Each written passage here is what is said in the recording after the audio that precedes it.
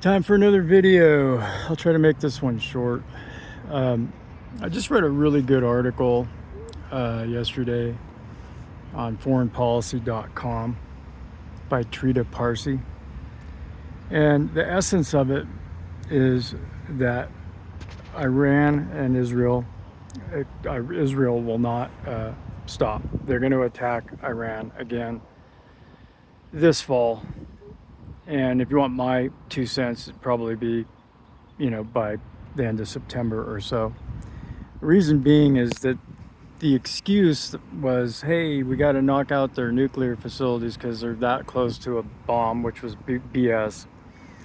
So they get us to do it. Trump says, okay, I'm going to do it, but I'm in and I'm out, and that's it. I don't want to get involved in a protracted duration war. And I think that disappointed Netanyahu.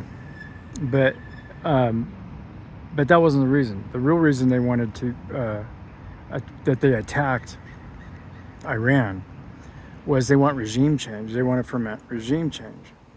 And if there's, like in all battles, all wars, when you attack the country, even a crappy leadership that you don't particularly like, everybody rallies to the flag. And that's what Iran did. And it actually strengthened the resolve of all the Iranian people instead of making it divided. And I think that's important to note. Also, you've got the real risk of Egypt, Turkey getting involved. And the reason they might get involved is because their populace is getting absolutely insanely ginned up to want to do something to go after the Zionists in Israel. And the only thing keeping a cap on it is the leadership in those two countries that, especially in Egypt's case, is paid off by us to buy the peace for Israel. That's why Egypt is, I think, second on foreign aid behind Israel. But that's only going to last so long, because these leaders, Erdogan in Turkey and El-Sisi in Egypt, are going to be thrown out on their ass and deposed if they don't do what their populace wants. So that's a risk, because there's no way Israel could defend against those armies. I mean, especially if they came at the same time. And yeah, they're Sunni, and yeah, Iran is Shia, but the whole region is getting absolutely pissed off at Israel, because Israel is not trying to secure their peace. They're trying to establish regional hegemony over the whole area, the Persian Gulf and the Middle East there. And Netanyahu is an arrogant fool, and he will not quit.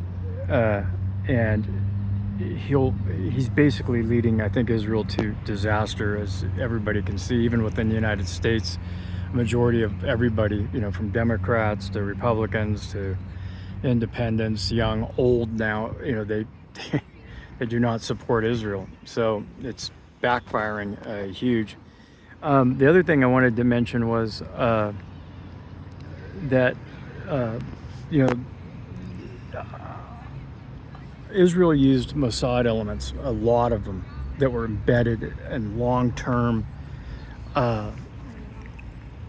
integrated into Iranian society to help pull off that first attack a couple months ago. And that I've got to imagine that the Mossad contingent is depleted, such that they don't have that ace in the hole, because that was really important for them to help knock out air defenses to allow their jets to come in there. And you might say, well, how did their jets come in there? Well, they came in over Syria. What's Syria? Syria doesn't have Assad anymore, has no legitimate government or military. So that's why they wanted to undermine Syria for so long, because then there's an air corridor straight in to Iran. And then you've got, Iraq, which we fought that war for Netanyahu when he was in power back then in the early 2000s. And that's all mishmash of screwed up things with a very weak central government and military. So they're able to pursue aggression through those corridors. The other thing I would mention is Israel wanted a ceasefire the last time around. It wasn't Iran. And the reason they wanted it is because they bit off more than they could chew, and they couldn't figure out how they were so stupid not to understand how Iran would respond with ballistic missiles. And they depleted all their ABM systems, anti-ballistic missile systems, which we provide at our expense. And a significant amount of the ones that we have on our ships that were offshore trying to help defend them, and on our aircraft from the carriers in the region. And they're trying to restock that before they go after Iran again.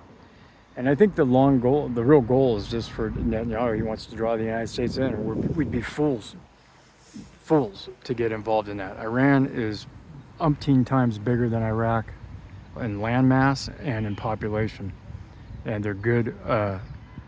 They're the Persians. They've been around a long time and are good fighters. And we have no interest in it, none.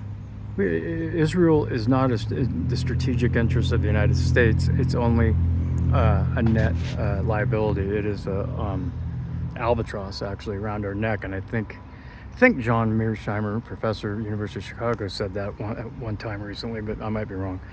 It could have been Jeffrey Sachs. Anyways, the bottom line is